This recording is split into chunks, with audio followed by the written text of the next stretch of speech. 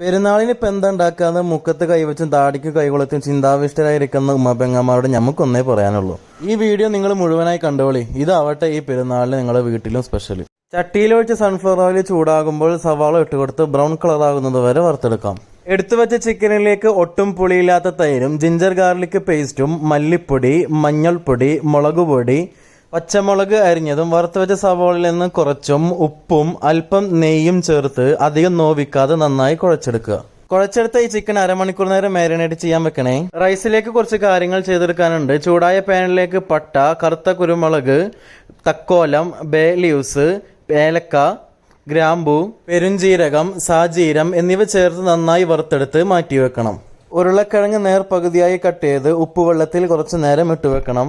ചൂടായ ഓയിലിലേക്ക് കുറച്ച് ഏലക്ക, ഗ്രാമ്പൂ, തക്കോലം ചേർത്ത് വെള്ളത്തിൽ നിന്ന് തുടച്ചെടുത്ത ഉരുളക്കിഴങ്ങ് ഫ്രൈ ചെയ്യാൻ വെക്കുക. ഉരുളക്കിഴങ്ങ് ഒരു ഭാഗം മുരിഞ്ഞു വന്നാൽ കോഴിമുട്ട ചേർത്ത് ജസ്റ്റ് ഒന്ന് ഹാഫ് ഫ്രൈ ചെയ്തെടുക്കണം. ഹാഫ് ഫ്രൈ ചെയ്തെടുത്തതിന് ശേഷം ഇതൊരു പ്ലേറ്റിലേക്ക് മാറ്റി വെക്കുക.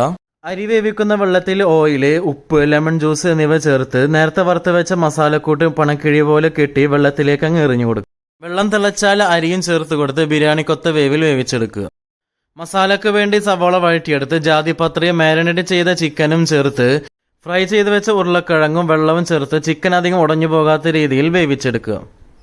ചിക്കൻ ഒരു പാത്രത്തിലേക്ക് മാറ്റി ഇതിന്റെ ഗ്രേവി ഒന്ന് അരിച്ചെടുക്കണം. ഫ്രഷ് ക്രീമിൽ ബിരിയാണി മസാല, റോസ് വാട്ടർ, വറുത്തെടുത്ത സവാളയിൽ നിന്ന് അല്പം ചേർത്ത് നന്നായി മിക്സ് ചെയ്യുക.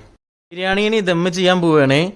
ദം പാത്രത്തിൽ ചിക്കൻ ഇട്ട് ഫ്രഷ് ക്രീമിന്റെ കൂട്ടും ഒഴിച്ചു കൊടുത്ത് കോഴിമുട്ടയും ചേർത്ത് അരിച്ചു മാറ്റി വെച്ച ഗ്രേവിയും ചേർത്ത് ഒന്ന് സെറ്റാക്കി അരി ഇതിലേക്ക് ചേർത്ത് കൊടുക്കുക. സ്വല്പം പാലിൽ കലക്കിയ കുങ്കുമപ്പൂ അരിയുടെ മുകളിൽ ഒഴിച്ചു കൊടുക്കണം. ബാക്കിയുള്ള ഗ്രേവി ഈ വീഡിയോയിൽ കാണുന്ന പോലെ റൈസിന് മുകളിൽ ഒഴിച്ചു കൊടുക്കണം. ബാക്കി വന്ന വറുത്ത സവാളയും ചേർത്ത് ഫോയിൽ പേപ്പർ കൊണ്ട് നന്നായി കവർ ചെയ്തെടുക്കാം.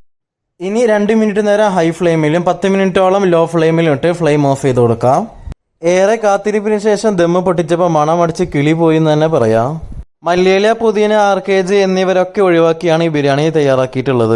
ചിക്കനും കൂടാതെ മട്ടണിലും ചെയ്തെടുക്കാം. ഈ വീഡിയോ കാണുന്ന എൻ്റെ എല്ലാ സബ്സ്ക്രൈബർക്കും എൻ്റെ ഹൃദയം നിറഞ്ഞ ബലിപെരുന്നാൾ ആശംസകൾ.